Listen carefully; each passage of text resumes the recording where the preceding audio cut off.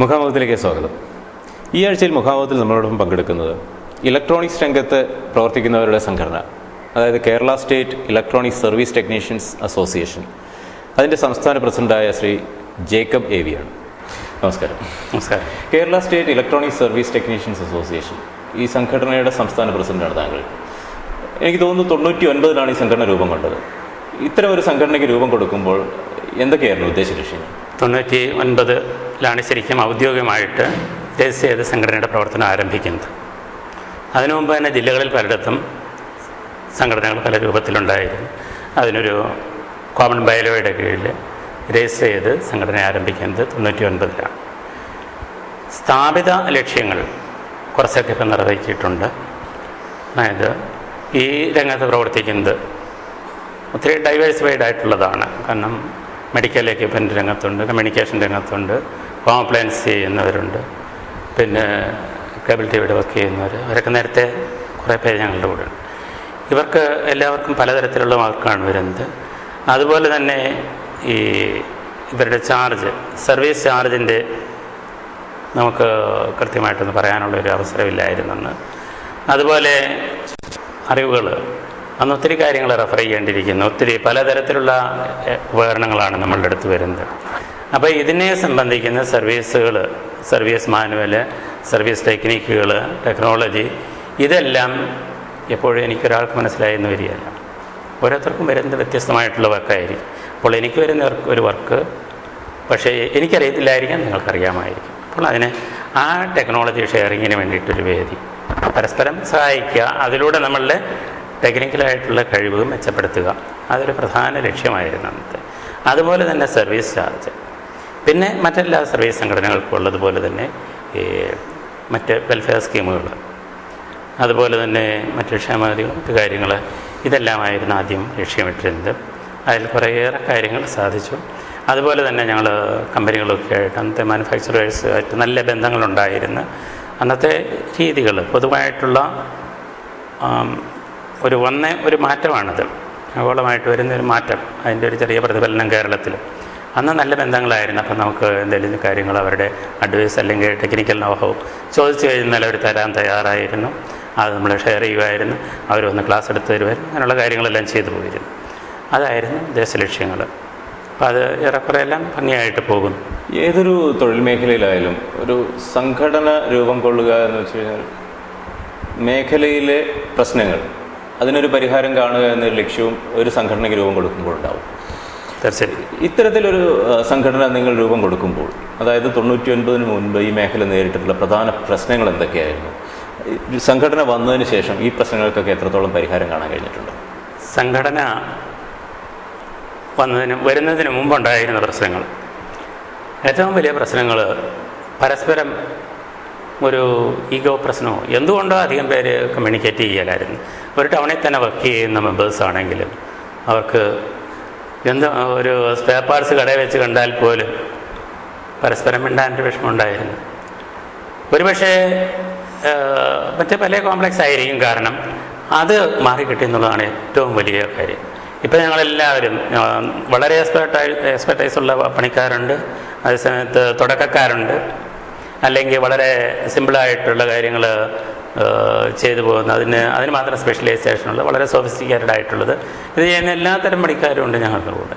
പക്ഷേ ഞങ്ങളെല്ലാവർക്കും ഒന്നിച്ചിരുന്ന് സംസാരിക്കാനും ഒന്നിച്ച് പല വേദികളിലും കാണുന്നതിനും ഒരവസരമായി. അതൊരു വലിയ ഞങ്ങൾക്ക് ഇന്നൊരു മാറ്റം. പിന്നെ ഒന്ന് ഈ സ്പെയേഴ്സിൻ്റെ കാര്യത്തിൽ ഒക്കെ ആദ്യകാലങ്ങളിൽ നല്ലതായിരുന്നു. ഞങ്ങൾക്ക് ഈ അസോസിയേഷൻ ഉണ്ടാകുന്നതിന് മുമ്പ് കമ്പനികൾ തരാനൊക്കെ മടിയായിരുന്നു. അതിനു മുമ്പൊരു നല്ല കാലം ഉണ്ടായിരുന്നു. ഏത് ചോദിച്ചാലും ശരി കമ്പനികളത് ഉത്സാഹപൂർവ്വം തന്നിരുന്നത്. ഇതിൻ്റെ തുടക്ക സമയത്ത് ഞങ്ങൾക്കതിന് വളരെ ഗുണം കിട്ടി. പക്ഷേ ഇപ്പോൾ വീണ്ടും പഴയ രീതിയിലേക്ക് പോവുകയാണ്. അങ്ങനെ ഈ സ്പെയേഴ്സിൻ്റെ കാര്യത്തിലുള്ള ബുദ്ധിമുട്ട്. അതുപോലെ തന്നെ ഇപ്പോൾ ഒരു TV, അന്ന് VCR ഉണ്ടായിരുന്ന കാലമാണ്. VCR റിപ്പയർ ചെയ്തിട്ട് 200 രൂപ എന്ന് പറഞ്ഞാൽ 200 രൂപയോ എന്ന് ചോദിക്കുന്ന ഒരു രീതി ഉണ്ടായിരുന്നു. അപ്പോൾ അവിടെ അപ്പുറത്ത് ഇതിനൊക്കെ കുറച്ച് കിട്ടിയല്ലോ, ആ രീതിയിലൊക്കെ സംസാരിക്കുമായിരുന്നു ആദ്യ കാലഘട്ടങ്ങളിൽ. അത് കഴിഞ്ഞിട്ട് ഞങ്ങൾ അസോസിയേഷൻ ഉണ്ടാക്കിയ association service charge all Kerala ബേസിൽ അത് ഏകീകരിച്ചുകൊണ്ട് ചാർട്ടുകൾ പ്രദർശിപ്പിച്ചു. കടയിൽ നമ്മളെല്ലാവർക്കും ചാർട്ടുകൾ കൊടുക്കും, നമ്മുടെ മെമ്പേഴ്സിനെല്ലാം ചാർട്ടുകൾ കൊടുക്കും. അവർ ആ സർവീസ് ചാർട്ട് വെച്ച് ചോദിച്ച് കഴിയുമ്പോഴത്തേന് ആളുകൾക്ക് ബുദ്ധിമുട്ടില്ല, ഇത് ഉള്ളതാണ്, അസോസിയേഷനുണ്ട്, അസോസിയേഷൻ അംഗീകരിച്ചിരിക്കുന്ന തുകയാണ് എന്നുള്ളൊരു ബോധ്യം ജനങ്ങൾക്കുണ്ടാകുന്നു. അപ്പോൾ നമുക്ക് മോശമല്ലാത്ത ഒരു സർവീസ് ചാർജ് വാങ്ങാനായിട്ട് സാധിക്കുന്നു. പിന്നെ മറ്റ് ക്ഷേമ പ്രവർത്തനങ്ങളിലൊന്നും ഞങ്ങൾ മെമ്പേഴ്സ് അല്ലായിരുന്നു ഈ 99 വരെ. ജോലി ചെയ്യുന്നു, പോകുന്നു. എല്ലാവർക്കും വേണ്ടിയിട്ട്, എല്ലാ ഫീൽഡിലുള്ളവർക്കും വേണ്ടിയിട്ട്, ഇപ്പോൾ ഹോസ്പിറ്റലായാലും പിന്നെ ടെലിഫോൺസിൻ്റെ ആണെങ്കിലും മറ്റ് കച്ചവട സ്ഥാപനങ്ങളാണെങ്കിലും എല്ലായിടത്തും ഇലക്ട്രോണിക്സ് ടെക്നീഷ്യനുണ്ട്.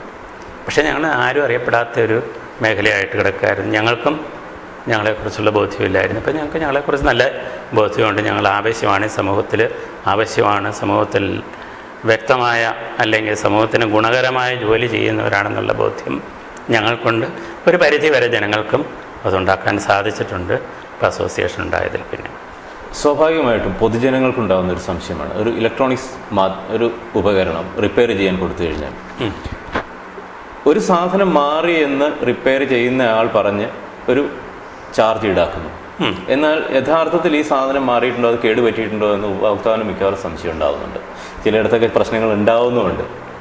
ഇത്തരത്തിൽ ഉണ്ടാകുന്ന പ്രശ്നങ്ങൾ മാനേജ് ചെയ്യാൻ വേണ്ടി അസോസിയേഷൻ എന്തെങ്കിലും നടപടികൾ എടുത്തിട്ടുണ്ടോ? അത് പണ്ട് മുതലേ ഉള്ള ഒരു പരാതിയാണ്. അയാളുടെ കൊടുക്കരുത്, അയാളുടെ കൊടുത്തു കഴിഞ്ഞാൽ നല്ല സാധനങ്ങളൊക്കെ മാറി വയ്ക്കും. ഇതിൻ്റെ മോശം സാധനം ഇത് കയറ്റി തരും, മോശം സ്പെയർ ഇട്ട് തരും. സുഹൃത്തുക്കളെ, ഏറ്റവും വ്യക്തമായിട്ട് ഞാൻ പറയട്ടെ, വളരെ കുറച്ച് കമ്പോണൻസ് മാത്രമേ അങ്ങോട്ടും ഇങ്ങോട്ടും ചേഞ്ചബിലിറ്റി ഉള്ളതുള്ളൂ. പണ്ടാണെങ്കിലും ഇപ്പോഴാണെങ്കിലും. പണ്ട് പിന്നെ കുറേ കൂടെ കൊണ്ടായിരുന്നു. സ്പീക്കർ വേണമെന്ന് മാറാം, സ്പീക്കർ ലൗഡ് സ്പീക്കർ വളരെ പ്രത്യേകതയുള്ളൊരു സാധനമാണ്. അതിൽ നിന്ന് ചിലതിൻ്റെ സൗണ്ട് ഒരേ കമ്പനിയുടെ തന്നെ ആണെങ്കിൽ 2 എണ്ണത്തിന് 2 സൗണ്ടായി. അത് മാത്രമേ പണ്ടിൽ മാറാൻ പറ്റുന്നുള്ളൂ. ബാക്കി വളരെ അപൂർവം. പിന്നെ അങ്ങനെ ആരും ചെയ്യുന്നുമില്ല. ഒരു നല്ല ടെക്നീഷ്യന്മാരാരും അത് ചെയ്യാറില്ല. പിന്നെ ഞങ്ങൾ അങ്ങനെ വ്യാപകമായിട്ട് ഈ പരാതികൾ കേട്ട് തുടങ്ങിക്കഴിഞ്ഞപ്പോഴത്തേക്ക് ഞങ്ങൾ ചെയ്ത ഒരു കാര്യമാണ്, ഏത് എക്യുപ്മെൻ്റ് ആണെങ്കിലും സർവീസ് ചെയ്ത് കഴിഞ്ഞാൽ ആ മാറിയ കോമ്പോണൻറ്റ് എടുത്ത് മാറ്റി വെച്ചേക്കുക.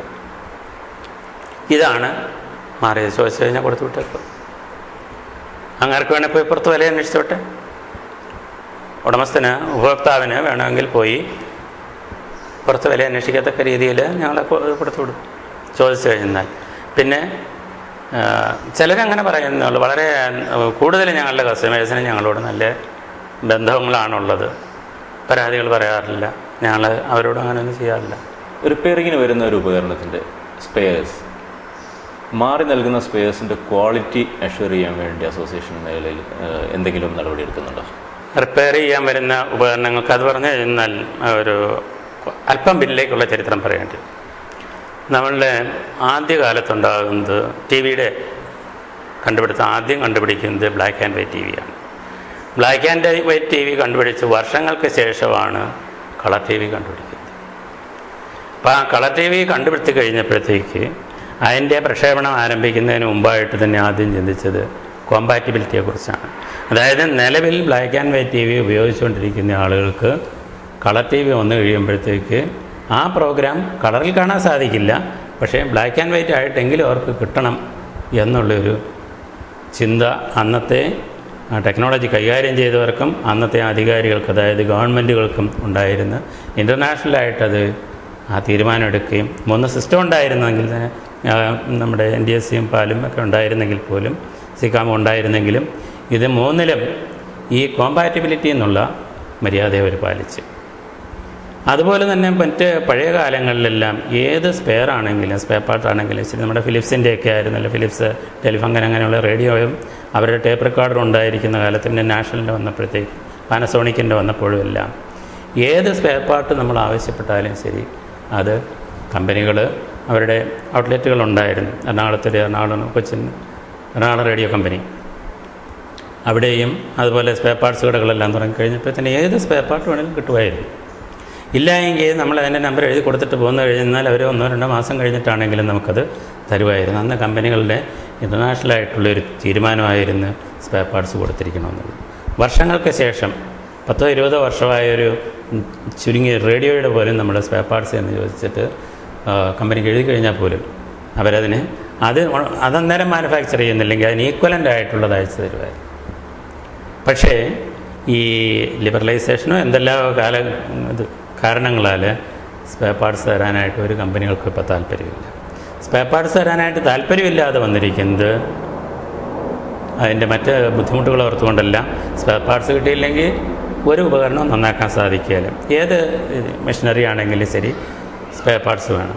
സ്പെയർ പാർട്സ് കൊടുക്കാതിരുന്നു കഴിഞ്ഞാൽ അവരുടെ ആ വാറൻറ്റി പീരീഡ് കഴിയുമ്പോഴത്തേക്ക് നമ്മൾ സാധനം ഉപേക്ഷിക്കും. നമ്മളൊട്ടും സഹിക്കാൻ തയ്യാറില്ല. ഒരു മാസം കഴിഞ്ഞിട്ട് ടി വി കണ്ടാൽ മതി എന്ന് പറയുകയല്ലോ. ഒരു ഉപകരണം നമ്മളങ്ങനെ മാറ്റി വെച്ചേക്കാൻ തയ്യാറില്ല. അതിന് സ്പെയർ കിട്ടാൻ ബുദ്ധിമുട്ടാണ്, ഞാൻ അടുത്ത കടയിൽ പോയി മേടിക്കും, വേറെ പുതിയത് വരണം. ആ രീതിയിലേക്ക് നമ്മൾ പോകുന്നു. പിന്നെ ഇങ്ങനെ ഈ സ്പെയർ പാർട്സ് തന്നെ തരാൻ താല്പര്യമില്ലാത്ത കമ്പനികൾ നമ്മൾ ക്വാളിറ്റി അഷ്വർ ചെയ്യുന്നതെന്ന് പറയുന്നാൽ അത് പ്രായോഗികമല്ല. പിന്നെ അങ്ങനെ ക്വാളിറ്റി എന്ന് പറഞ്ഞു കഴിഞ്ഞാൽ ഇതിൽ അങ്ങനെ നോക്കിയെടുക്കാവുന്ന ഒരു സാധനമല്ല. ഡ്യൂപ്ലിക്കേറ്റ് കുറേയൊക്കെ ഇറങ്ങുന്നുണ്ട്. ഡ്യൂപ്ലിക്കേറ്റ് കണ്ടാൽ തിരിച്ചറിയാം, അതിട്ട് ആരും കൊടുക്കുകയില്ല. കാരണം ഡ്യൂപ്ലിക്കേറ്റ് ഇട്ട് കൊടുത്തു കഴിഞ്ഞാൽ നമ്മളിപ്പോൾ സർവീസ് ചാർജിനേക്കാളും തലവേദനയാണ്. ഇന്ന് നിങ്ങൾക്കത് ഞാൻ സർവീസ് ചെയ്തു തന്നു, 2 ദിവസം കഴിയുമ്പോഴത്തേക്ക് അല്ലെങ്കിൽ ഒരാഴ്ച കഴിയുമ്പോഴത്തേനത് തകരാറിലായി കഴിഞ്ഞാൽ വീണ്ടും വരും. അപ്പോൾ എനിക്ക് സർവീസ് ചെയ്തതിന് സർവീസ് ചാർജ് മേടിക്കാൻ പറ്റില്ല. അപ്പോഴും എൻ്റെ സമയം വെറുതെ പോകുമല്ലോ. അതുകൊണ്ട് ആരും തന്നെ അങ്ങനെയുള്ള പണിക്ക് പോവുകയില്ല. ക്വാളിറ്റി അഷ്വർ ചെയ്യേണ്ടത് കസ്റ്റമറിനേക്കാൾ കൂടുതലായിട്ട് ഞങ്ങളുടെ ആവശ്യമാണ്. താങ്കൾ പറഞ്ഞ പോലെ ഈ മേഖലയിൽ ഇപ്പോൾ പുതിയ കാലഘട്ടത്തിൽ സ്പെയർ പാർട്സിൻ്റെ അവൈലബിലിറ്റി ഒരു പ്രശ്നമാകുന്നു എന്ന് പറഞ്ഞു. ഇത്തരമൊരു അവസ്ഥയിൽ റിപ്പയർ ചെയ്യുന്ന സാധനങ്ങൾക്ക് ചിലപ്പോൾ ക്വാളിറ്റി കുറഞ്ഞ സ്പെയർ പാർട്സ് ഇട്ട് നന്നാക്കി കൊടുക്കേണ്ട ഒരവസ്ഥ സംജാതമായിട്ടുണ്ടോ? അത് ഉപഭോക്താവിന് കൊണ്ടുവരുന്ന ആളുടെ സമ്മതത്തോടു കൂടി അത്തരം ജോലികൾ ചെയ്യേണ്ടി വരാറുണ്ടോ? സ്പെയർ പാർട്സ് കിട്ടിയില്ല എങ്കിൽ ഒരു 10 വർഷം മുമ്പുള്ള എക്യുപ്മെൻ്റൊക്കെ ആണെങ്കിൽ കുറച്ചൊക്കെ മറ്റ് സാധനങ്ങൾ സബ്സ്റ്റിറ്റ്യൂട്ട് ഇട്ടുകൊണ്ട് ചെയ്തു പോകാമായിരുന്നു. ഇപ്പോൾ ഇറങ്ങിയിരിക്കുന്ന ടി വി ആണെങ്കിലും അതുപോലെ തന്നെ CD പ്ലെയറുകൾ, ഹോം തിയേറ്റർ, മറ്റ് സൗണ്ട് സിസ്റ്റങ്ങൾ പലതുണ്ടല്ലോ, എനിക്ക് തന്നെ അറിയത്തില്ലാത്തത്രയും ഇറങ്ങിയിട്ടുണ്ട്. ഇതിലൊന്നും സ്പെയർ പാർട്സ് മാറ്റിയിട്ടുണ്ട് ഒരു കാര്യം ചെയ്യാൻ പറ്റുന്നില്ല. അങ്ങോട്ടും ഇങ്ങോട്ടും ഇൻ്റർചേഞ്ചബിലിറ്റി അതിനില്ല. കാരണം അതിൽ വന്നിരിക്കുന്നത് കഴിഞ്ഞ വർഷം ഇറങ്ങിയത്, അല്ലെങ്കിൽ അവരുടെ ഒരു വേർഷൻ കഴിഞ്ഞിട്ട് അടുത്ത വേർഷൻ ഇറങ്ങുമ്പോഴത്തേക്കുള്ള IC-കൾ, ഇൻ്റഗ്രേറ്റഡ് സർക്യൂട്ടുകളുടെ പിന്നുകൾക്ക് വ്യത്യാസം കൊടുത്ത് വെച്ചാൽ മതിയല്ലോ. നമ്മളുടെ സർക്യൂട്ട് പഴയ ബോർഡിലേക്ക്, പുതിയ ബോർഡിലേക്ക് പഴയതിൻ്റെ എടുത്തിടാൻ പറ്റില്ല. പഴയത് നമ്മൾ ഡംപ് ചെയ്തിരിക്കുന്ന, കണ്ടം ചെയ്ത ഒരു TV-യുടെ ആണെങ്കിൽ ആ ബോർഡിൽ നിന്ന് അഴിച്ചെടുക്കുന്ന ഒരു IC, ഇൻ്റഗ്രേറ്റഡ് സർക്യൂട്ട്, പുതിയ 2 വർഷം കഴിഞ്ഞിറങ്ങിയ പുതിയ TV-യിലേക്ക് നമുക്ക് ഉപയോഗിക്കാൻ സാധിക്കില്ല.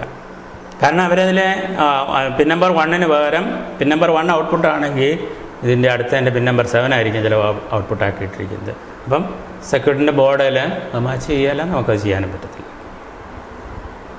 അതും ഇതിൽ വന്നിരിക്കുന്ന വേറൊരു ചതിയാണ്. ചതിയെന്ന് തന്നെ പറയാം. ഒരാവശ്യവും ഉണ്ടായിട്ടില്ല. പ്രത്യേകിച്ച് ഒരു ക്വാളിറ്റിക്ക് മാറ്റം വരുത്താതെ തന്നെ ഓരോ വർഷം 1-2 വർഷം കൂടുമ്പോഴത്തേക്ക് അതിൻ്റെ ആ മോഡൽ നിർത്തി പുതിയ മോഡലാണെന്നും പറഞ്ഞുകൊണ്ട് വരുന്നു. എന്നാൽ പെർഫോമൻസിൽ വേറെ യാതൊരു മാറ്റവും ഇല്ല. അതേ രീതിയിൽ തന്നെയുള്ള ഏത് ഉപകരണമാണെങ്കിലും, TV ആണെങ്കിലും മറ്റ് ഓഡിയോ സിസ്റ്റങ്ങളാണെങ്കിലും ശരി, അതുപോലെ തന്നെ ഇരിക്കുന്നത്. പക്ഷേ ഈ IC-കളിൽ ചില മാറ്റങ്ങൾ വരുത്തുക, ഇടയ്ക്ക് ഉപയോഗിക്കുന്ന മറ്റ് ചില ട്രാൻസിസ്റ്റേഴ്സിൽ മാറ്റങ്ങൾ വരുത്തുക, ഔട്ട്പുട്ടും ഇൻപുട്ടും ഒക്കെ അല്ലെങ്കിൽ അങ്ങനെയുള്ള രീതികളിൽ കൺഫിഗറേഷൻസൊക്കെ കുറച്ച് മാറ്റിയിട്ടുകൊണ്ട് ചെയ്തു തരിക. അപ്പോൾ അതിൽ ആ ചെറിയ ബോർഡാണെങ്കിൽ ഇച്ചിരി ഇതിലേക്ക് എടുത്ത് വയ്ക്കാൻ പറ്റില്ല, ഇതിലെ അങ്ങോട്ടൊന്നും മാറ്റാൻ പറ്റാതെ. കാരണം ഇത് വേറൊന്നുമല്ല കമ്പനി ഉദ്ദേശിക്കുന്നത്. 2 വർഷം അല്ല 1 വർഷത്തെ വാറണ്ടി, അത് കഴിഞ്ഞിട്ടൊരു 5-6 മാസം കൂടെ ഇത് ഓടിക്കോട്ടെ, അല്ലെങ്കിൽ ചിലപ്പോൾ പിറ്റേ ദിവസം പോയാലും ശരി പോട്ടെ.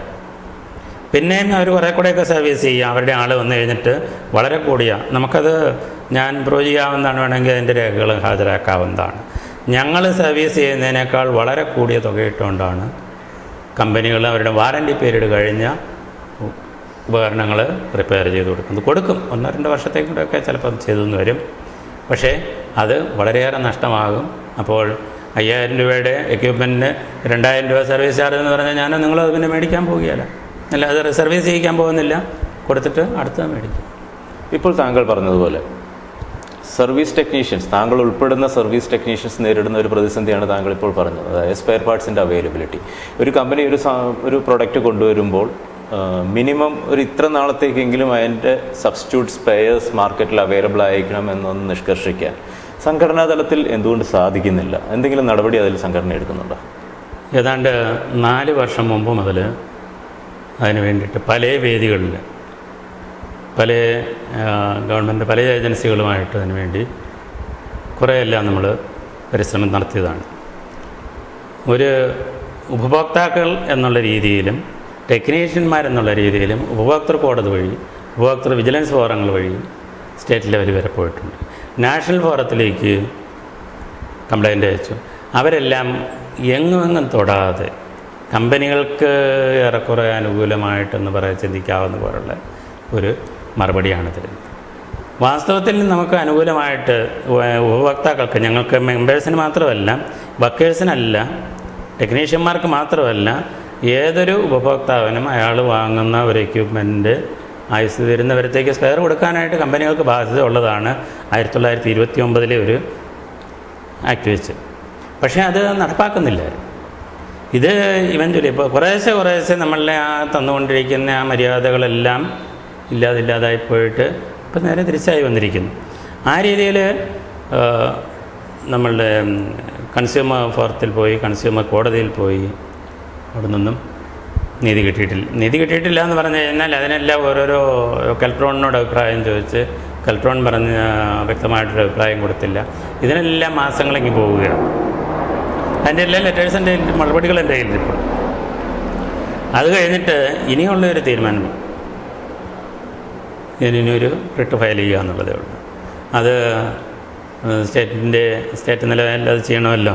അടുത്ത മാസമാണ് ഞങ്ങളുടെ കമ്മിറ്റി കൂടുന്നത്. അന്നേരം അതിനൊരു തീരുമാനമെടുത്തിട്ട് മിക്കവാറും റിട്ട് ഫയൽ ചെയ്യും.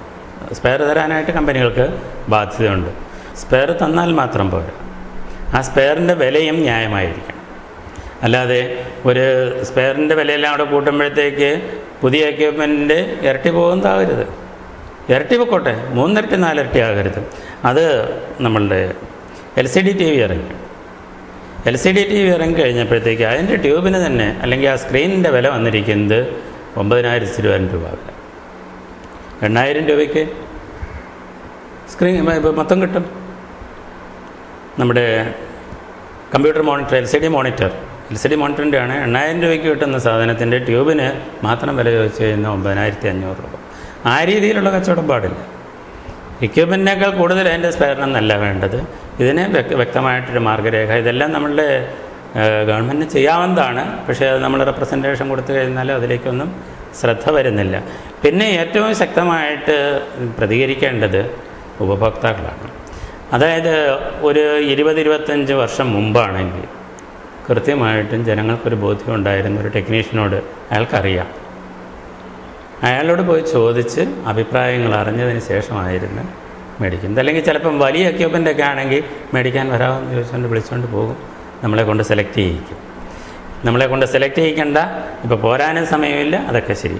പക്ഷേ ഏതാണ് നല്ലതെന്നൊന്ന് ചോദിക്കുന്നത്, അല്ലെങ്കിൽ ഇങ്ങനെ ഒത്തിരി ഓഫറൊക്കെ ആയിട്ട് ഓരോരോ ഉത്സവകാലങ്ങളിൽ വരുന്ന എക്യുപ്മെൻറ്റുകൾ, ആ കമ്പനികളുടെ റിലയബിലിറ്റി, അതിൻ്റെ മറ്റേതൊക്കെ അതിൻ്റെ ആ പാരമ്പര്യം, ഇതൊക്കെ ഒന്ന് നോക്കാനായിട്ട് ആളുകൾക്ക് താല്പര്യമില്ല.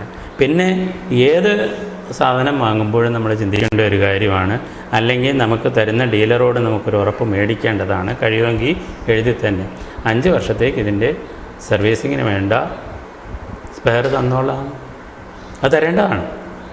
എൻ്റെ അഭിപ്രായത്തിൽ അങ്ങനെയൊന്നും ആരും ചോദിക്കില്ല. അതിന് ഓഫറുണ്ട്, പഴയ തന്നെ വിലയ്ക്ക് എടുക്കാം, അത് 1000 രൂപയ്ക്ക് എടുത്തോളാം. ശരി, കൊടുത്തു, ഇത് മേടിച്ചു പോന്നു. ആ ഒരു രീതി നമ്മൾ ചെയ്യുന്നത് പലതരത്തിൽ ബുദ്ധിമുട്ടുണ്ടാക്കുന്നുണ്ട്.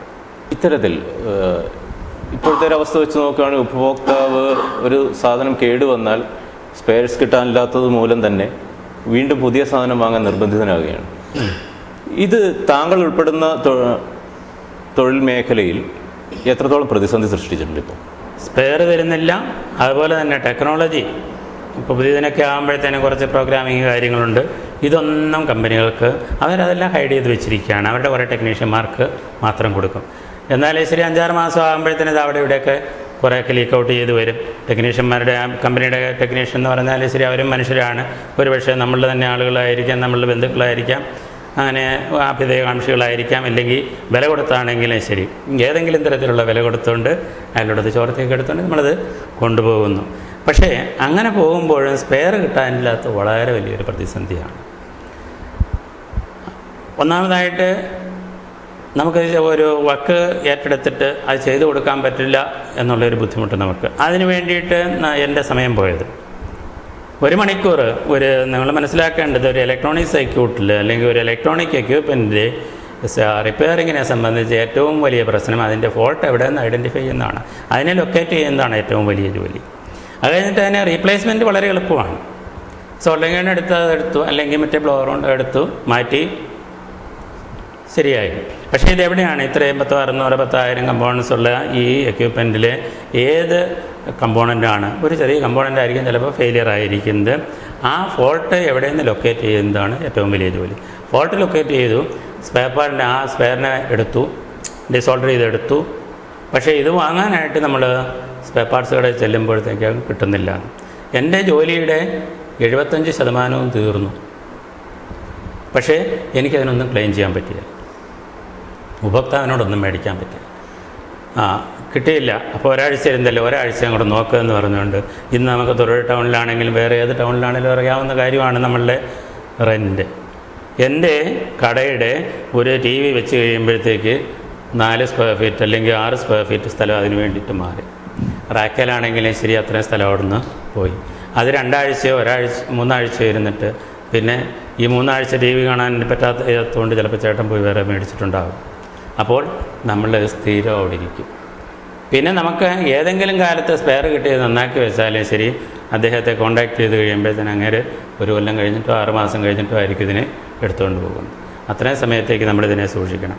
അത്രയും സമയത്തേക്ക് ഇലക്ട്രോണിക് എക്യുപ്മെൻ്റ് എല്ലാത്തിലും ഉള്ളൊരു പ്രത്യേകതയാണ് എന്തോരം വർക്ക് ചെയ്യിക്കുന്നത് അത്രയും നല്ലത്. ഡെയിലിയുള്ള യൂസേജ് ഇതിനെല്ലാം ആവശ്യമാണ്. കുറേ എല്ലാം ചാർജിങ് ആൻഡ് ഡിസ്ചാർജിങ് ഉള്ള കമ്പോണൻസാണ് ഇതിനകത്തിരിക്കുന്നത്. അപ്പോൾ ഇത് നമ്മളവിടെ റാക്കി കയറ്റി വെച്ചു. 3 മാസം കഴിഞ്ഞിട്ട്, ഒരു മഴക്കാലം കഴിഞ്ഞിട്ടാണ് ചേട്ടൻ വരുന്നതെങ്കിൽ നമ്മളിതെടുത്ത് കൊടുക്കുമ്പോഴത്തേക്ക് അത് വീണ്ടും കംപ്ലൈൻ്റ് ആയി. പിന്നെ ഞാൻ ഇന്നുകൊണ്ട് ഒരു വർക്ക് കൂടെ ചെയ്യണം. അപ്പോൾ നമ്മൾ പറയുന്നത് ആദ്യം പറഞ്ഞ സർവീസ് ചാർജിനേക്കാൾ കൂടുതൽ അതിന് വേണ്ടി വരികയാണ്. ഇങ്ങനെയുള്ള പല ബുദ്ധിമുട്ട്. പിന്നെ ചിലപ്പം അവരത് മറന്നു വെച്ചതുപോലെ വെച്ചിട്ട് 2 or 3 വർഷം കഴിഞ്ഞിട്ടായിരിക്കും. ഒരു ദിവസം രാവിലെ ഞാൻ കടയിലേക്ക് വരുമ്പോഴത്തേക്ക് ഞാനും എൻ്റെ ആളും കൂടെ കൂടിക്കൊണ്ട് അവിടെ ചെയ്യുന്നു. പുള്ളിയോട് ഒരു ചേച്ചിയും ചേട്ടനും കൂടെ വന്ന് വെച്ച് 10-60 വയസ്സിൽ കൂടുതലുള്ളവരാണ്.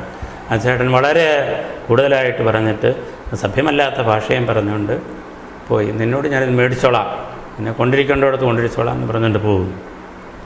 ഞങ്ങൾ നിരപരാധികളാണ്. 3 വർഷത്തിലേറെയായ ഒരു സോളാർ ലാൻഡേണാണ്. അതുകൊണ്ട് വേറൊരു ഗോഡൗൺ പോലെ മുറി എടുത്തിട്ടിരിക്കുകയാണ് ഇതിന് വേണ്ടിയിട്ട്. അവിടെ കൊണ്ടുവച്ചിരിക്കുന്നത് തപ്പിയെടുക്കണ്ടേ?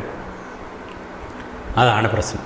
പിന്നെ കുറേ കഴിഞ്ഞപ്പോൾ തന്നെ ആ ചേട്ടത്തി വിളിച്ചിട്ട് പറഞ്ഞു, കുഴപ്പമില്ല, ഞങ്ങൾ പിന്നെ വന്നോളാം, എപ്പോൾ എങ്ങനെയെങ്കിലും ഒന്ന് എടുത്തതാണ് എന്നും പറഞ്ഞുകൊണ്ട് അവർ നല്ല ഭാഷ പറഞ്ഞാലും ഇല്ലെങ്കിലും ശരി എടുത്തു കൊടുത്തേക്കാം. പക്ഷെ വരുന്ന ഉടനെ തന്നെ 3 വർഷമായത് എടുത്തു കൊടുക്കാനായിട്ട് നമുക്ക് സാധിച്ചെന്ന് വരും. ഇങ്ങനെയുള്ള പ്രശ്നങ്ങൾ, പിന്നെ പൊടിയും മറ്റ് പ്രശ്നങ്ങൾ, ഇതെല്ലാം ഉണ്ട്. ഇതുപോലെ തന്നെ ജനങ്ങൾക്ക്, പൊതുജനത്തിന് വരുന്ന അതിൽപ്പെട്ടതാണല്ലോ നമുക്ക് പൊതുജനങ്ങൾക്കുള്ള ഏറ്റവും വലിയ ബുദ്ധിമുട്ട് അത്രയും പൈസ ഇവിടെ നിന്ന് മാറും.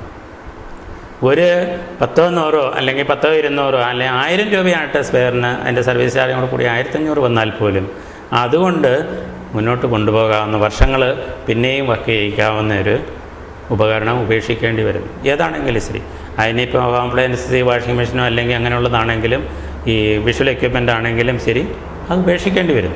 പുതിയത് വാങ്ങും. ഇപ്പോൾ നമ്മളിപ്പോൾ ഉപേക്ഷിക്കേണ്ടി വരുന്നു എന്ന് പറഞ്ഞാലും ശരി, അതും നമ്മൾ ശരിക്കും പൂർണ്ണമായിട്ട് ഉപേക്ഷിക്കാൻ. കാരണം ഇത് നമ്മളെ ഇത്രയും കാലം സേവിച്ചതാണെന്നോ പിന്നെ എന്തെല്ലാം ഒരു ഇത് വെച്ച് നമ്മളതിനെ ചുവന്ന് വീട്ടിൽ കൊണ്ടുപോയിട്ട് എവിടെയെങ്കിലും വെച്ചിരിക്കും. ഇതൊരു വലിയ പ്രശ്നമാണ്.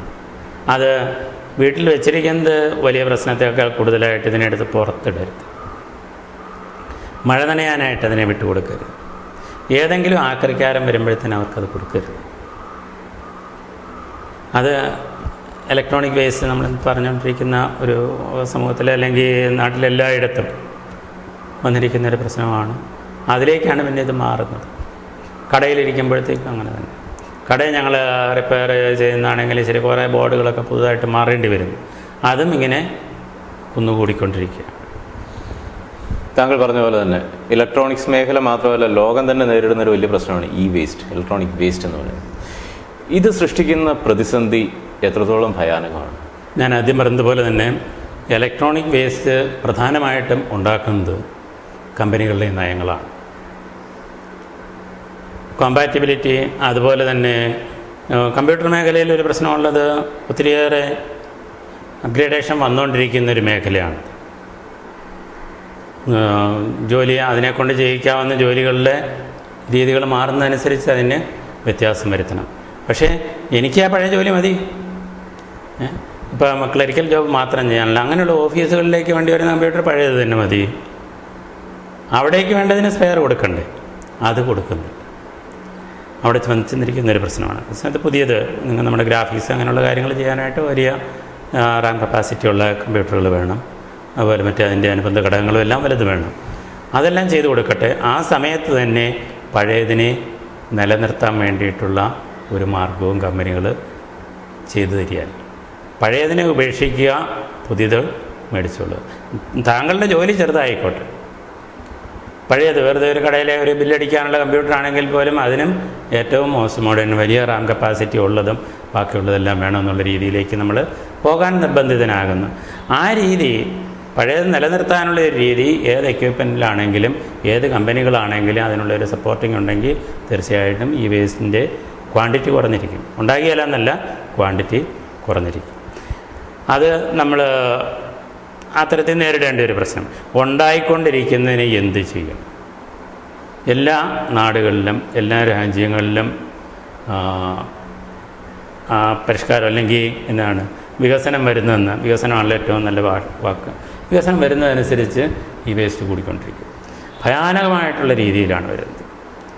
നമ്മളുടെ എല്ലാവരുടെയും വീടുകളിൽ കാണാൻ നോക്കിക്കഴിഞ്ഞാൽ കിലോ കണക്കിനെങ്കിലും ഈ വേസ്റ്റ്, ചിലയിടത്ത് ക്വിൻ്റൽ കണക്കിന് കാണാം. ഇതിൽ ഏത് ഇലക്ട്രോണിക് എക്യുപ്മെൻ്റ് ആണെങ്കിലും, കമ്പ്യൂട്ടറിൻ്റെ ആണെങ്കിലും ഓഡിയോ വിഷ്വൽ എക്യുപ്മെൻ്റ് ഏതാണെങ്കിലും, മെഡിക്കൽ എക്യുപ്മെൻ്റ് ആണെങ്കിലും ഏത് നമ്മൾ തുറന്നു കഴിഞ്ഞാലും ശരി അതിനകത്തൊരു സർക്യൂട്ട് ബോർഡ് കാണും. ഈ സർക്യൂട്ട് ബോർഡിലുള്ളത് ലെഡ് കൊണ്ട്, ഈയം കൊണ്ട് ആണ് അതിൻ്റെ വിളക്കുന്നത്. സോൾഡറിങ് എന്ന് പറയുന്ന ആ പ്രോസസ്സ് നടത്തിയിരിക്കുന്നത്. അത് നമ്മൾ ടെക്നീഷ്യൻ ചെയ്യുന്നതാണെങ്കിലും കമ്പനി മാനുഫാക്ചർ ചെയ്യുമ്പോൾ ചെയ്യുന്നതാണെങ്കിലും എല്ലാം മെഷീൻ കൊണ്ട് ചെയ്താലും എല്ലാം ലെഡ് കൊണ്ടാണ് അത് ചെയ്തിരിക്കുന്നത്. ഈ ലെഡിനുള്ള പ്രത്യേകത, അത് നേരെ വെള്ളത്തിലേക്ക് കലരും. പിന്നെ താമസമെടുക്കും, മഴ നനയുമ്പോഴത്തേനും അതിങ്ങനെ വെള്ളത്തിൽ കലർന്ന് പോയിക്കൊണ്ടിരിക്കും. അങ്ങനെ കലർന്നു കഴിഞ്ഞാൽ ലെഡ് വെയിറ്റ് കൂടിയതാണല്ലോ, അത് നേരെ മണ്ണിലടിയിലേക്ക് താന്ന് വെള്ളത്തിലേക്കാണ് ചെല്ലുന്നത്. അങ്ങനെ ലെഡ് ഉള്ളിൽ ചെന്ന് കഴിഞ്ഞാൽ നമുക്ക് തളർച്ചയായിരിക്കും. വളരെ കുറഞ്ഞ ക്വാണ്ടിറ്റി മതി, അതിന് ക്ഷീണമായിരിക്കും, പല്ല് എല്ല് ഇങ്ങനെയുള്ള സാധനങ്ങളെ ബാധിക്കും. അതുപോലെ തന്നെ വേറൊന്നാണ് കാഡ്മിയം പ്ലേറ്റ് ചെയ്തിരിക്കുന്നതായിരിക്കും കുറേ എക്യുപ്മെൻറ്റ്. നല്ല നിറമാണുള്ള ഇതിൻ്റെയൊക്കെ അകത്തുള്ളത്. അതിന് കാഡ്മിയവും നമ്മുടെ നർവസ് സിസ്റ്റത്തെ എല്ലാം ബാധിക്കുന്നതാണ്. ആ തരത്തിലുള്ള വളരെ പോയ്സണസ് ആയിട്ടുള്ള നമ്മുടെ പരിസ്ഥിതിക്ക് തന്നെ ആഘാതം ഏൽപ്പിക്കുന്നതാണ് ഇലക്ട്രോണിക് വേസ്റ്റ്. ചീഞ്ഞളിയുന്നതിന് സാധനങ്ങളൊക്കെ കൂടുതലായിട്ടാണ് ഇങ്ങനെയുള്ള ഖരമാലിന്യങ്ങൾ തമ്മിൽ കൊണ്ടുള്ള പ്രശ്നങ്ങൾ. അതിനെ നേരിടാനായിട്ട് ഇപ്പോൾ വാങ്ങാനായിട്ട് ഒത്തിരി പേര് വരുന്നുണ്ട്. വാങ്ങുന്നവരുടെ ലക്ഷ്യങ്ങൾ പലതരത്തിലായിരിക്കും. ഇതിലെ മെറ്റൽ പാർട്സ് മാത്രം എടുത്ത് വിൽക്കുക, മെറ്റൽ പാർട്ടിന് വില കിട്ടുന്നുണ്ട്. അതുപോലെ തന്നെ കോപ്പറുള്ളതിൻ്റെ ഇത് വിൽക്കുക. ബാക്കിയുള്ളത് ഞാൻ പറഞ്ഞ ഈ അപകടകാരിയായിട്ടുള്ള ബോർഡിനെയും മറ്റുള്ളതിനെയും എവിടെയെങ്കിലും ഉപേക്ഷിക്കുന്ന രീതിയിലാണ് ഇന്നിപ്പം ഇലക്ട്രോണിക് വേസ്റ്റ് കൈകാര്യം ചെയ്തുകൊണ്ടിരിക്കുന്നത്, ഈ ഒരു ക്രൂഡായിട്ടുള്ള മെത്തേഡ്. അതേസമയത്ത് അത് ശരിക്കും ചെയ്യേണ്ടത് ഒരു ബോർഡ് എടുത്തു കഴിഞ്ഞാൽ അതിനെ സെഗ്രിഗേറ്റ് ചെയ്യുക എന്ന് പറയും. ഡീസോൾഡർ ചെയ്ത് അല്ലെങ്കിൽ കുറേ റഫായിട്ടാണെങ്കിലും അതിനെ പറിച്ചെടുത്ത്, ഡീസോൾഡർ ചെയ്യുന്നത് അത്ര എളുപ്പമല്ല, കുറേ എല്ലാം പറിച്ചെടുത്തിട്ട് അതിൽ പെട്ടെന്ന് ഇങ്ങനെ വെള്ളത്തിൽ ലയിക്കുന്നുണ്ട്. പിന്നെ ഇലക്ട്രോലൈറ്റിക് കപ്പാസിറ്റേഴ്സ് എന്ന് പറയുന്ന സാധനങ്ങളുണ്ട്, അതിനെ മാറ്റുക. പിന്നെ കുറേയൊക്കെ റേഡിയേഷൻ ഉണ്ടാകുന്നുണ്ട്, പിന്നെ കുറച്ച് മെർക്കുറി കണ്ടൻ്റ് ഉള്ളതുണ്ടാകും. ഇതിനെല്ലാം സെഗ്രിഗേറ്റ് ചെയ്തിട്ട് തരംതിരിച്ചിട്ട് ഓരോന്നിനെയും അത് അതിൻ്റെ രീതിയിൽ കൊണ്ടുപോവുക. മെറ്റൽ പാർട്സ് ആണെങ്കിൽ നമുക്കതിനെ റീസൈക്കിൾ ചെയ്തെടുക്കാവുന്നതാണ്. ഇത് കഴിഞ്ഞിട്ട് ഒരു തരത്തിലും ഉപയോഗിക്കാൻ പറ്റാത്ത പോയിസണസ് ആയിട്ടുള്ള സാധനങ്ങൾ ലാൻഡ് ഫില്ലിങ്ങിന് വേണ്ടിയിട്ട് എവിടെയെങ്കിലുമൊക്കെ സ്ഥലം നികത്തിയെടുക്കാൻ വേണ്ടിയിട്ട് ഉപയോഗിക്കാം. പക്ഷേ അത് ഇങ്ങനെ റോഡരികിലല്ല, വേണ്ടത്ര പ്രിക്കോഷനോട് കൂടി 2 മലകളുടെ ഇടയ്ക്കാണെങ്കിൽ താഴ്വശം ഡാം കെട്ടുന്നത് പോലെ തന്നെ കോൺക്രീറ്റ് ചെയ്തിട്ട് അതിൻ്റെ അപ്പുറം ഫില്ല് ചെയ്യുക. ഒരു കാരണവശാലും വെള്ളം ഒഴുകുകയോ അതിനകത്തോടെയുള്ള വെള്ളം മറ്റ് ജലസ്രോതസ്സുകളുമായിട്ട് ബന്ധപ്പെടാത്ത രീതിയിൽ അതിനെ ഐസൊലേറ്റ് ചെയ്ത് ലാൻഡ് ഫില്ലിംഗ് ആണ് ശാസ്ത്രീയമായിട്ട് അതിന് ചെയ്യേണ്ടത്. പിന്നെ പ്ലാസ്റ്റിക് മെറ്റീരിയൽസ് അത് റീസൈക്കിൾ ചെയ്യാവുന്നതുകൊണ്ട് റീസൈക്കിൾ ചെയ്യാൻ വയ്യാത്തതുമായ പ്ലാസ്റ്റിക്കുകളുണ്ട്. അതിനെ സെഗ്രിഗേറ്റ് ചെയ്തിട്ട് ആ 2 തരത്തിലും കൊണ്ടുപോകുക എന്നുള്ളതാണ് ശാസ്ത്രീയമായിട്ടുള്ളത്. പിന്നെ ഈ ട്യൂബ് ലൈറ്റുകൾ, പിക്ചർ ട്യൂബിൻ്റെ ഭാഗങ്ങളിലൊക്കെ അതിൻ്റെ ആ കാഥോഡ് ഭാഗമൊക്കെ ഇപ്പം റേഡിയേഷൻ ഉള്ളതാണ്. കാരണം വർഷങ്ങളായിട്ട് 10-25,000 വോൾട്ട് കൈകാര്യം ചെയ്യുന്നതാണ് ആ ഭാഗം. അപ്പോൾ അതുകൊണ്ട് അവിടെ റേഡിയേഷൻ ഉണ്ടാകാം. അത് ഒക്കെ പ്രത്യേകം തന്നെ ഇങ്ങനെ ഐസൊലേറ്റ് ചെയ്തുള്ള ഭാഗങ്ങളിൽ കണ്ടെയ്നേഴ്സിൽ മാറ്റുക എന്നുള്ളതാണ് ശാസ്ത്രീയമായ രീതി. അത്രയും കൊണ്ടുപോകുന്നുണ്ടെന്ന് എനിക്ക് ഉറപ്പ് പറയാൻ പറ്റിയല്ല നമ്മളുടെ ഇവിടെ വന്ന് മേടിക്കുന്നത്. പിന്നെ വളരെ ഒരു നല്ല രീതിയിൽ പോകുന്നതാണ് ബാറ്ററി അങ്ങനെയുള്ള സാധനങ്ങളൊക്കെ. ഇപ്പോൾ ഞങ്ങൾ അസോസിയേഷൻ്റെ രീതിയിൽ 2-3 കമ്പനികളുമായിട്ട് ബന്ധപ്പെട്ടിട്ടുണ്ട് ഇലക്ട്രോണിക് വേസ്റ്റ് കൊടുക്കുന്നതിന് വേണ്ടിയിട്ട്. അതിൻ്റെ കച്ചവടത്തിലെ ലാഭമല്ല ഞങ്ങളതിൽ ഉദ്ദേശിക്കുന്നത്. ഒന്നാമതായിട്ട് ഞങ്ങളുടെ കടയിൽ കിടക്കുന്ന ഈ സാധനങ്ങൾ ഒന്ന് ഒഴിവാക്കുക. പിന്നെ താല്പര്യമുള്ളവരുണ്ടെങ്കിൽ അതുകൊണ്ട് തന്നു കഴിഞ്ഞാൽ എന്തെങ്കിലുമൊക്കെ വില കൊടുക്കാൻ സാധിക്കും. എന്നിട്ട് ഒഴിവാക്കുക. നമ്മളുടെ നാട്ടിൽ നിന്നത് ഈ കമ്പനികളിലെ റിലയബിലിറ്റി അവരുടെ ആ ഇത് നമ്മൾ നോക്കിയിട്ട് മാത്രമേ ചെയ്യുകയുള്ളൂ. അല്ലാതെ കൊണ്ടുപോയിച്ച് എവിടെയെങ്കിലും പുഴയിലോ കായലിലോ തള്ളുന്നവരാണെങ്കിൽ അവർക്ക് കൊടുക്കുന്നില്ല. 2-3 കമ്പനികളുമായിട്ട് ബന്ധപ്പെട്ടിട്ടുണ്ട്. അവർക്ക് കുറേ ക്രെഡിബിലിറ്റി ഉള്ളതാണെന്ന് വിശ്വാസം വന്നിട്ടുണ്ട്. പൊല്യൂഷൻ കൺട്രോൾ ബോർഡിൻ്റെ അഭിപ്രായം കൂടെ അറിഞ്ഞുകൊണ്ടാണ് അവരോട് ബന്ധപ്പെട്ടിരിക്കുന്നത്. ആ തരത്തിലത് ചെയ്യും. ഇത്തരത്തിൽ താങ്കൾ പറഞ്ഞ ഈ പ്രശ്നം ചില ഉപഭോക്താക്കളെങ്കിലും തൻ്റെ വീട്ടിൽ കേടായിരിക്കുന്ന ഒരു ഉപകരണം ഒഴിവാക്കുവാൻ വേണ്ടി റിപ്പയറിംഗ് സെൻറ്ററിൽ കൊണ്ടുപോയി നന്നാക്കാൻ ഏൽപ്പിച്ചിട്ട് അവിടെ തന്നെ ഡംപ് ചെയ്യുന്ന ഒരു പ്രവൃത്തി കാണുന്നുണ്ട്.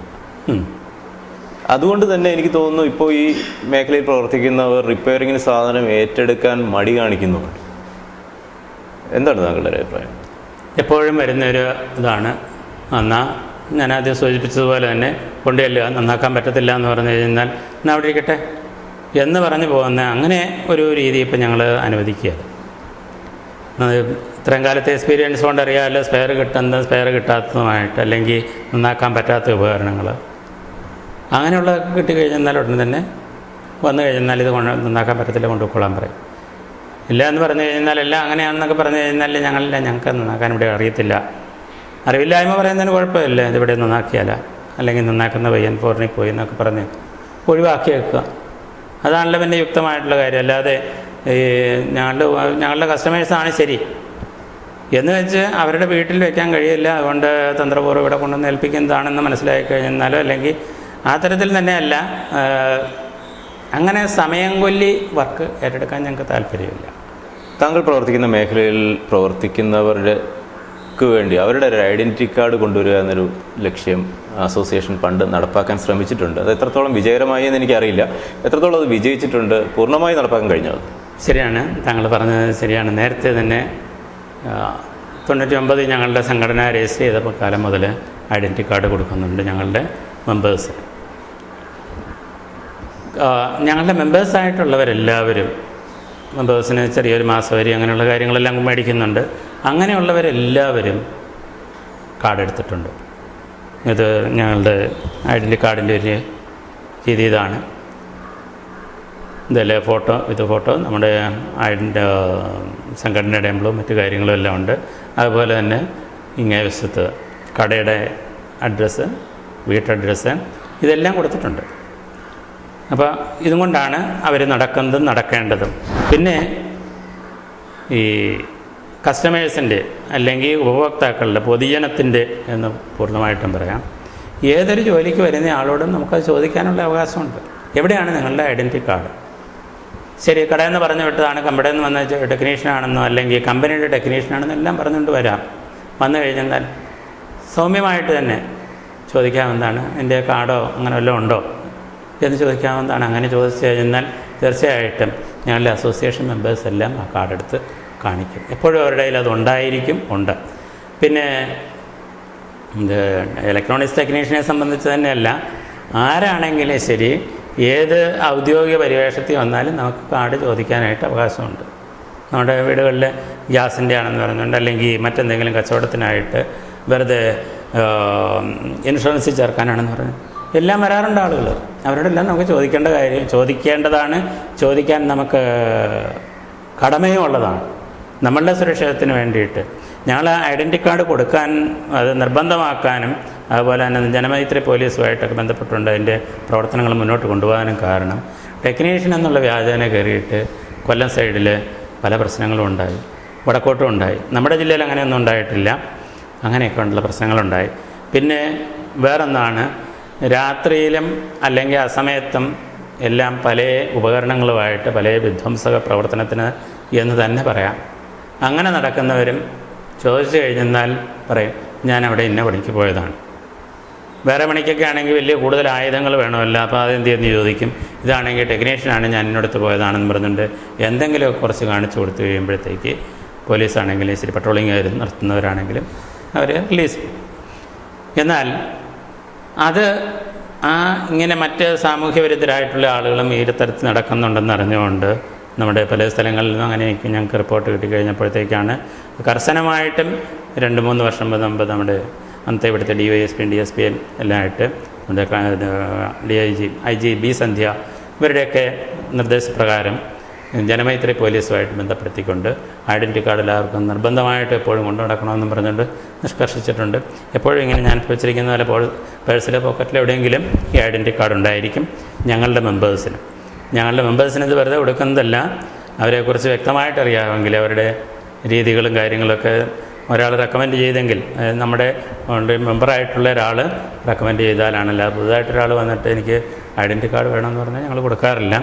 മെമ്പർഷിപ്പ് കൊടുക്കുന്നു, അയാളെക്കുറിച്ച് പഠിക്കുന്നു, അതിനുശേഷമാണ് ഐഡൻറ്റി കാർഡ് കൊടുക്കുന്നത്. ഈ വേസ്റ്റ് അല്ലെങ്കിൽ ഇലക്ട്രോണിക് ഉപകരണങ്ങളിൽ ഉപയോഗിക്കുന്ന വസ്തുക്കൾ ചിലതെങ്കിലും പാരിസ്ഥിതിക പ്രശ്നങ്ങൾ സൃഷ്ടിക്കുന്നുണ്ട്. അതായത് ലെഡ് അല്ലെങ്കിൽ കാഡ്മിയം അതുപോലുള്ള സാധനങ്ങൾ. ഇത്തരം ഉപകരണങ്ങളുമായി നിരന്തരം ഇടപഴകുന്ന ഈ മേഖലയിൽ പ്രവർത്തിക്കുന്ന ആൾക്കാർക്ക് ഇത് എന്തെങ്കിലും ആരോഗ്യ പ്രശ്നങ്ങൾ സൃഷ്ടിക്കുന്നുണ്ടോ? ആരോഗ്യ പ്രശ്നങ്ങൾ തീർച്ചയായിട്ടും ഞങ്ങളുടെ പല ടെക്നീഷ്യന്മാർക്കുമുണ്ട്. ഇപ്പം തന്നെയാണെങ്കിൽ ഞങ്ങളുടെ തലശ്ശേരിയിലുള്ള ഒരു ടെക്നീഷ്യൻ, അയാളുടെ കണ്ണിൻ്റെ കാഴ്ച പെട്ടെന്ന് കുറഞ്ഞു പോയി. വളരെ പെട്ടെന്ന് ഒരു 2-3 ദിവസം കൊണ്ട് കണ്ണിൻ്റെ കാഴ്ച പൂർണ്ണമായിട്ട് നഷ്ടപ്പെട്ടു പോയി. ഇതിൽ നിന്നാണെന്നുള്ളത് തീർച്ചപ്പെടുത്താൻ സാധിച്ചിട്ടില്ല. പിന്നെ ചില അലർജി, ഒന്നാമതായിട്ട് പുറമേ എല്ലാം ഈ ഉപകരണങ്ങൾ വളരെ തൂത്തും വൃത്തിയായിട്ടൊക്കെയാണ്, ക്ലീനായിട്ടൊക്കെയാണ് വെച്ചിരിക്കുന്നതെങ്കിൽ ശരി, ഇതിൻ്റെ കവർ തുറന്നു കഴിയുമ്പോഴത്തേക്ക് ഒന്നാമത് ഈ ഹൈ വോൾട്ടേജൊക്കെ ഉള്ളതാകുമ്പോഴത്തേന് അതിൻ്റെ ഡസ്റ്റ് അക്യുമുലേറ്റ് ചെയ്യും, പൊടി വീഴും. അതിന് വെന്റിലേഷനായിട്ട് വേണ്ടിയിരിക്കുന്ന ആ ദ്വാരങ്ങളിൽ കൂടെ എല്ലാം പൊടിയകത്തേക്ക് ചെല്ലുന്നുണ്ട്. തുറന്നു കഴിയുമ്പോഴത്തേക്ക് നേരെ കിട്ടുന്നു. ഇപ്പോഴുണ്ടാക്കിയ പൊടിയല്ലത്, വർഷങ്ങളായിട്ട് അതിനകത്തിരിക്കുന്നതാണ് പൊടി, എട്ടുകാലി വല, അതുപോലെ തന്നെ ചെറിയ പ്രാണികളൊക്കെ ചത്ത് ചീഞ്ഞ് അതിൻ്റെ ഉണങ്ങിയിരിക്കുന്നത്. ഇതെല്ലാം കൂടെ വന്നു കഴിയുമ്പോഴത്തേന് ചിലപ്പം അലർജികളുണ്ടാകുന്നു. ഇങ്ങനെയുള്ള ധാരാളം ആരോഗ്യ പ്രശ്നങ്ങളുണ്ട്. എനിക്കറിയാം, ഞാൻ പണ്ട് പഠിപ്പിച്ചിട്ടുള്ള 2-3 വിദ്യാർത്ഥികൾ, അവർ ഈ വർക്കിന് പോയിട്ട് കമ്പനികളിലൊക്കെ വർക്ക് ചെയ്തവരാണെങ്കിൽ പോലും അവർക്ക് ആ ജോലി തുടരാൻ പറ്റാതെ നിർത്തി വന്ന് കൃഷിപ്പണിയായിട്ടിരിക്കുന്നവരുണ്ട്. കാരണം തുടരാൻ പറ്റില്ല. ഇതിൻ്റെ എല്ലാം എല്ലാവർക്കും ഉണ്ടാകുന്നുള്ളതല്ല, വളരെ കൂടുതൽ പേർക്ക്. പിന്നെ ഉണ്ടാകുന്നതാണ് ഇതിൽ നിന്നുണ്ടാകുന്ന ഷോക്കുകൾ. നമ്മളെന്തെല്ലാം പ്രിക്കോഷൻ എടുത്താലും ശരി, ലീക്ക് ഉണ്ടാകുന്നുണ്ടല്ലോ. തകരാറായതാണ് നമ്മുടെ അടുത്ത് വരുന്നത്. തകരാറായതിന് പലതരത്തിലുള്ള തകരാറായിരിക്കും. എവിടെയെങ്കിലും ലീക്ക് വന്നിട്ടാണ് ഒക്കെ ഓൺ ചെയ്ത് കഴിയുമ്പോഴത്തേന് കിട്ടുന്ന ഷോക്കുകൾ, പിന്നെ ഇതിന് വേണ്ടിയിട്ടുള്ള യാത്രകളിലുണ്ടാകുന്ന ആക്സിഡൻസ്, ഇങ്ങനെയുള്ളതെല്ലാം ഉണ്ട്. പക്ഷേ അതിൽ നിന്ന് കുറച്ച് പൈസയൊക്കെ, വളരെ കുറച്ച് പൈസയെ കിട്ടുന്നുള്ളൂ. കമ്പനികളുടെ നയങ്ങളാണെങ്കിലും ശരി, അവർ വേറെ ചില ചാരിറ്റിക്കൊക്കെ ചെയ്യുന്നെങ്കിലും ശരി, ഞങ്ങളെ അവർ ശത്രുക്കളെ പോലെ കാണുന്നു ഈ അടുത്ത കാലത്തായിട്ട്. അതുകൊണ്ട് ഞാനതിനെഴുതിയതാണ്. ഈ കണ്ണൂരുകാരൻ, പിന്നെ വേറൊരാൾ പാരലൈസ്ഡ് ആയിട്ടുള്ളതുണ്ട്, ഗ്രാജുവലി വന്നതാണ് കേട്ടോ. അവർക്കെല്ലാം വേണ്ടി എഴുതിയിട്ടും കാര്യമായിട്ടുള്ളൊരു നല്ലൊരു മറുപടി അല്ല അവർ തരുന്നത്. മറ്റ് ചാരിറ്റിക്കൊക്കെ വേണ്ടിയിട്ട് അവർ കോടികൾ മുടക്കുന്നുണ്ടായിരിക്കും. പക്ഷേ അവരുടെ ആ മേഖലയിൽ അവരെ സപ്പോർട്ട് ചെയ്യുന്നവരാണ് ഞങ്ങളെങ്കിൽ പോലും അവരത് അംഗീകരിക്കാനോ തരാനോ തയ്യാറല്ല.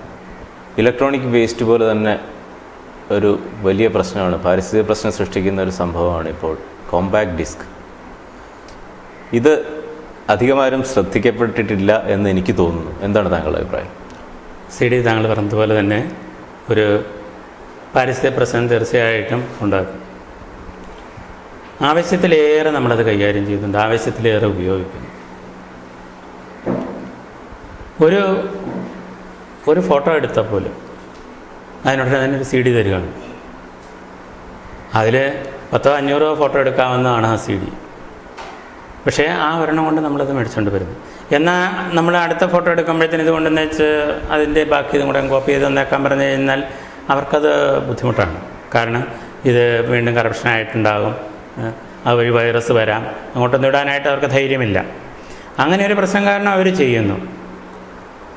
അതുപോലെ തന്നെ മറ്റ് പല കാര്യങ്ങളിലും ആവശ്യത്തിലേറെ ഉൽപ്പാദിപ്പിക്കുന്നുണ്ട്. പിന്നെ ഇപ്പോൾ പാട്ടിൻ്റെ കാര്യത്തിൽ അത് ഏതായാലും ശരി, അത് കുറഞ്ഞു പോയി. മറ്റേ USB വന്നതോടുകൂടി അതിന് ഒത്തിരി കുറവ് വന്നിട്ടുണ്ട്. ഇതിലും ഇങ്ങനെയുള്ള കാര്യങ്ങളിലും നമുക്ക് വാസ്തവത്തിൽ ഈ CD ഒഴിവാക്കിക്കൊണ്ട് നമുക്ക് ഓരോരുത്തർക്കും ഓരോ USB മേടിച്ച് വെച്ച് കഴിഞ്ഞാൽ, ഓരോ കാർഡ് മേടിച്ച് വെച്ച് കഴിഞ്ഞാൽ തീരാവുന്നതേ ഉള്ളത്. ശരി, ഞാൻ ഫോട്ടോ എടുപ്പിച്ചു, അത് കഴിയുമ്പോഴത്തേക്ക് ഇതിലേക്ക് അന്ന് വെച്ചാൽ CD വേണ്ടാന്ന് പറഞ്ഞുകൊണ്ട് അങ്ങനെ ചെയ്യാനായിട്ടുള്ളൊരു ബോധവൽക്കരണം പൊതുജനത്തിനും കൊടുക്കുക. നമ്മളെ ഒത്തിരി കാര്യങ്ങൾ അങ്ങനെ ചെയ്തു പോകാൻ പറ്റും. ഈ CD എപ്പോഴും ഉപയോഗിക്കേണ്ടതില്ല, വാങ്ങേണ്ടതില്ല. സാമ്പത്തിക ലാഭമല്ല അവിടെ നിന്നുള്ളത്. ഇതുകൊണ്ട് പിന്നെ നമുക്കൊന്നും ചെയ്യാൻ സാധിക്കില്ല. ആ ഒരൊറ്റ ഫോട്ടോ അല്ലെങ്കിൽ ചെറിയൊരു ഫയൽ, അത് മാത്രമേ അതിലുള്ളൂ. എൻ്റെ അടുത്ത് ഇരിപ്പുണ്ട് 10-100. വാസ്തവത്തിൽ ഇതൊരു വലിയ പാരിസ്ഥിതിക പ്രശ്നം ഉണ്ടാക്കുന്നതാണത്. ആ ഒരു മാറ്റത്തിലേക്ക് നമുക്ക് താമസിയാതെ തന്നെ പോകാൻ സാധിക്കുന്നതാണ് എൻ്റെയും പ്രതീക്ഷ. എല്ലാവർക്കും ഒരു പേഴ്സണലായിട്ടൊരു USB, ഒരു കാർഡ്. ഒരു വീടാണെങ്കിൽ എന്തായാലും ഒരു ഒരു ഉപകരണമല്ല, പല ഇലക്ട്രോണിക് ഉപകരണങ്ങൾ അത്യാവശ്യമായ ഒരു കാലഘട്ടമാണ് ഇപ്പോൾ നടന്നു പോകുന്നത്. ഒരു ഉപഭോക്താവിനെ സംബന്ധിച്ച് അവൻ ആവശ്യമായ ഒരു ഉപകരണം വാങ്ങാൻ പോകുമ്പോൾ എന്തൊക്കെ കാര്യങ്ങൾ ശ്രദ്ധിക്കേണ്ടത്? ഉപകരണങ്ങൾ വാങ്ങാൻ പോകുന്നതിന് മുമ്പായിട്ട് ഏറ്റവും ആദ്യം ചിന്തിക്കേണ്ടത് ഇത് വാങ്ങണോ വേണ്ടയോ എന്ന് തന്നെയാണ്. നമുക്ക് ആവശ്യമുള്ളതാണോ ആ ഉപകരണം? ആവശ്യമുള്ളതാണെങ്കിൽ നമുക്ക് ആവശ്യമുള്ളതായിരിക്കണം രണ്ടാമത്തെ ക്രൈറ്റീരിയ. കാരണം അടുത്ത വീട്ടിൽ അത്രയും വലുതാണ് എന്ന് വെച്ച് എൻ്റെ മുറി ഇപ്പോൾ ഒരു 12-12 ഒരു റൂമാണെങ്കിൽ അവിടെ കൊണ്ടുപോയിച്ചൊരു 42 ഇഞ്ചിൻ്റെ ഒരു LCD TV, LED TV ഏതും ആയിക്കൊള്ളട്ടെ, അതുകൊണ്ട് വെച്ച് കഴിഞ്ഞാൽ അത് അഭംഗിയാണ്. അഭംഗി മാത്രമല്ല, കാണുന്നത് നമുക്കും അത് ബുദ്ധിമുട്ടാണ്. അതിനൊരു ഡിസ്റ്റൻസ് പറയുന്നുണ്ട്. 4 to 8 ആംഗിൾസാണ് പറഞ്ഞിരിക്കുന്നത് അതിൻ്റെ വലിപ്പത്തിൻ്റെ. അത്രയും അകലം കിട്ടുന്നുണ്ടെങ്കിൽ മാത്രമേ നമ്മൾ ഈ 42ലേക്ക് അല്ലെങ്കിൽ അതിനേക്കാൾ വലിയ സ്ക്രീനിലേക്ക് പോകേണ്ടതുള്ളൂ. അതുപോലെ തന്നെ പണ്ടാണ് സൗണ്ട് സിസ്റ്റം, ഒത്തിരി വാറ്റേജ് ഉള്ളത് മേടിച്ച് വെക്കുക. അതിന് വേണ്ടിയിട്ട് വരുന്നത് 2-3 കാര്യങ്ങളാണ് അവിടെ ഉള്ളത്. ഒന്നാമതായിട്ട് അതിൻ്റെ ഇനീഷ്യൽ കോസ്റ്റ്, രണ്ടാമതായിട്ട് അതിൻ്റെ റിപ്പയറിങ്ങിൻ്റെ സമയത്ത് അതിൻ്റെ സ്പെയറിന് വേണ്ടിയിട്ട് വരുന്ന അല്ലെങ്കിൽ അതിൻ്റെ മെയിൻ്റനൻസിന് വേണ്ടിയിട്ട് വരുന്ന ആ തുക, മൂന്നാമതായിട്ട് വരുന്നതാണ് ഇതിൻ്റെ കറൻറ്റിൻ്റെ ബില്ല്. നമുക്കറിയാം ഇനി ഇതൊക്കെ വലിയ ഗുരുതരമായ പ്രശ്നങ്ങളിലേക്ക് പോവുകയാണ്. ഒരിക്കലും നമ്മളുടെ ഡിമാൻഡ് അനുസരിച്ച് കറണ്ട് കൊടുക്കാനായിട്ട് നമ്മുടെ ബോർഡിനെ കൊണ്ടൊന്നും സാധിക്കുന്നത്.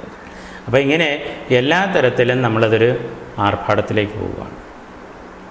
നമ്മളിപ്പോൾ ഒരു ചെറിയ സാധനം മേടിക്കാൻ വേണ്ടി കഴിയുന്നെങ്കിൽ സ്കൂട്ടറും കൊണ്ട് പോകുന്നത് പോലെ തന്നെ നമ്മൾ ചെയ്യേണ്ട ഒരു കാര്യമാണ്. നമ്മുടെ ചെറിയ വീട് അല്ലെങ്കിൽ ചെറിയ മുറിയാണെങ്കിൽ അതിന് പറ്റി TV. നമ്മൾ 2, 3 അല്ലെങ്കിൽ 4, 5 അംഗങ്ങളെ ഉള്ളെങ്കിൽ വലിയ ഒരു ഫ്രിഡ്ജ് മേടിക്കേണ്ട കാര്യമില്ല. ഇങ്ങനെ നമ്മളുടെ ആവശ്യത്തിനനുസരിച്ച് മാത്രമേ ഏത് ഉപകരണവും വാങ്ങേണ്ടതുള്ളൂ. ഇലക്ട്രോണിക് എക്യുപ്മെൻറ്റ്, ഹോം അപ്ലയൻസ് എന്താണെങ്കിലും ശരി, വീടിൻ്റെ വലിപ്പം, വീട്ടിലെ അംഗങ്ങളുടെ എണ്ണം, അതനുസരിച്ചുള്ള ആവശ്യത്തിനനുസരിച്ചുള്ളത് വാങ്ങുക. രണ്ടാമതായിട്ട് നമ്മളതിൻ്റെ ക്രൈറ്റീരിയ നോക്കേണ്ടത് ഈ ഉപകരണം അതിൻ്റെ മാനുഫാക്ചറുടെ പേര്, അവരുടെ ഗുഡ്വില്ല് എന്തുമാത്രം സാമൂഹ്യ പ്രതിബദ്ധത ഉള്ളതാണ്. നമുക്കറിയാം ഒത്തിരിയേറെ എക്യുപ്മെൻറ്റ് പ്രത്യേകിച്ചും ഓണം സീസണിൽ വന്നേച്ച് പോകാറുണ്ട്.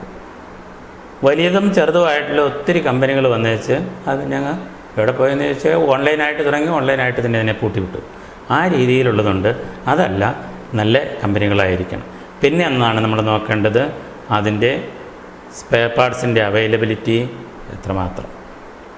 അത് നമ്മൾ കർശനമായിട്ട് ഉപഭോക്താക്കൾ നോക്കിക്കഴിഞ്ഞെന്നാൽ, ഈ ബയർ ചോദിച്ചു കഴിഞ്ഞാൽ കുറേ കാലം കൊണ്ട് തീർച്ചയായിട്ടും കമ്പനികൾ അതിന് മാറ്റം വരും. 5 വർഷമെന്നോ 7 വർഷമെന്നോ എങ്ങനെയെങ്കിലും അവർ എഴുതി തന്നിരിക്കും. എനിക്കറിയാം, ഞാൻ ഇപ്പോൾ ഉപയോഗിച്ചുകൊണ്ടിരിക്കുന്ന ടി വി വളരെ പഴയതാണ്, 14 വർഷമായതാണ്. കഴിഞ്ഞ ദിവസം അതിന് ഒരു ചെറിയ കംപ്ലയിൻറ്റ് വന്നു, വീട്ടിൽ നിന്ന് എടുത്തുകൊണ്ട് വന്ന് കടയിൽ വെച്ച് നന്നാക്കി ഇന്നിപ്പോൾ എടുത്തുകൊണ്ട് പോകുന്നു. അതിനെയും ഉപയോഗിക്കും കുറേ കാലം കൂടെ ചിലപ്പം. പക്ഷേ അങ്ങനെ എല്ലാവരും ചെയ്തൊന്നും വരികയില്ല. എങ്കിൽ പോലും നമ്മൾ ഏറ്റവും കൂടുതൽ ഉപയോഗിക്കാനായിട്ടത് വാങ്ങുക. പിന്നെ ആണ് ഇതിൻ്റെ ഈ എനർജി എഫിഷ്യൻസിയൊക്കെ എഫിഷ്യൻ്റ് ആയിട്ടുള്ളതാണ് ഇപ്പോൾ എല്ലാവരും വാങ്ങുന്നത്.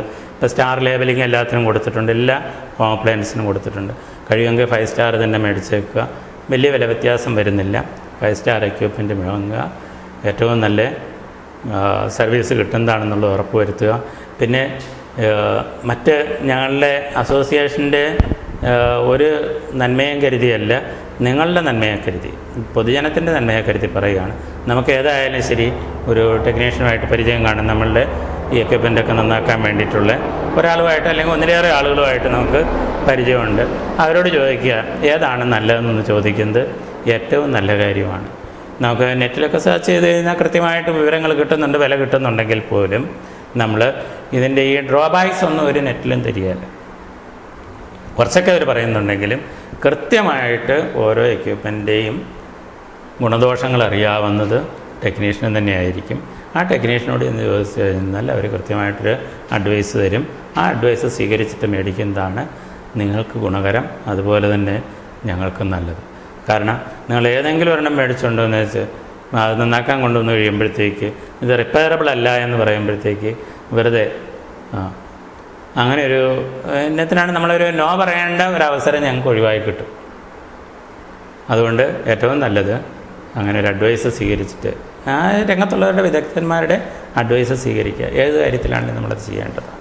വളരെ നന്ദി ശ്രീ ജേക്കബ്, ഈ മുഖാമുഖത്തിൽ പങ്കെടുത്തതിനും ഇത്രയേറെ വിലപ്പെട്ട ഇൻഫർമേഷൻസ് പ്രേക്ഷകർക്ക് വേണ്ടി പങ്കുവച്ചതിനും വളരെ നന്ദി. Thank you.